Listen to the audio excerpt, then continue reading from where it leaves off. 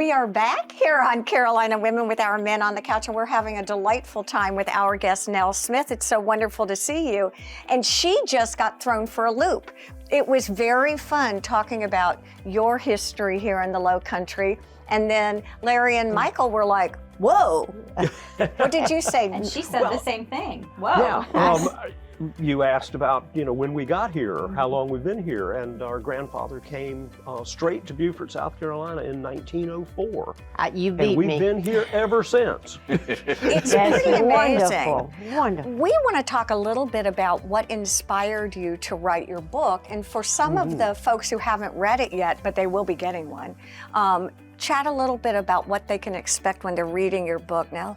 Well, I hope it will just inspire people to realize how wonderful a place they live in, and how special it was to come in the beginning, before it was as large as it is. You can't believe that it was not a metropolis at all when we moved It was there. a secret back then. It was, and it was.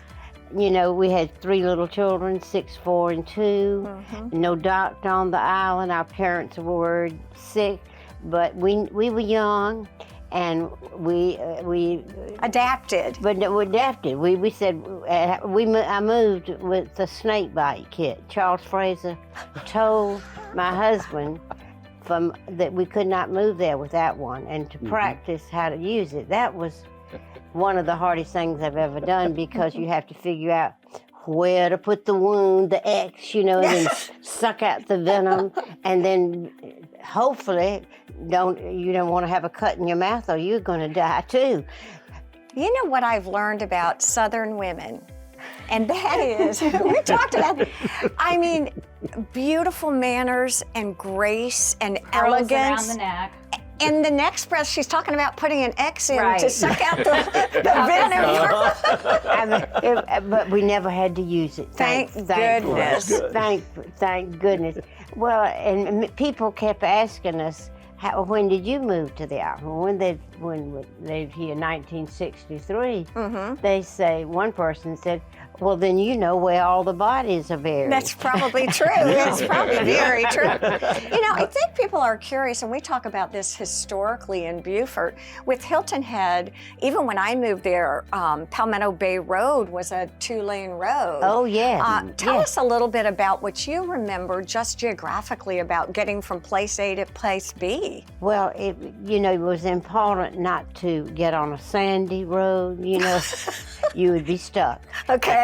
Definitely, they would miss you eventually, and no cell phones then. So that's just. You just coped. I remember when we were little and we were here on the island, and we went to Hudson's for dinner from Sea Pines. You took a pillow and a blanket. Yes. Oh, yes. Because it was a long drive. way. Aurelia, our youngest, was just 2 years old, and she always was asleep. About an hour before we can get in.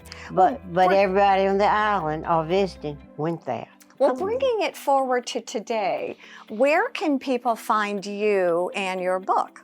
Oh, at Lulu's. That's my predominantly place, because I work there too. Oh, you do? Oh, yes, on Thursdays. Okay. And usually we do a video of the new products.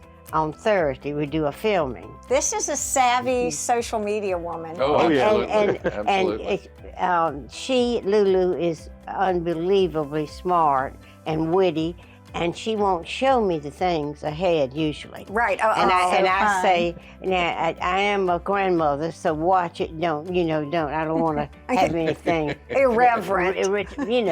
Too much out of that.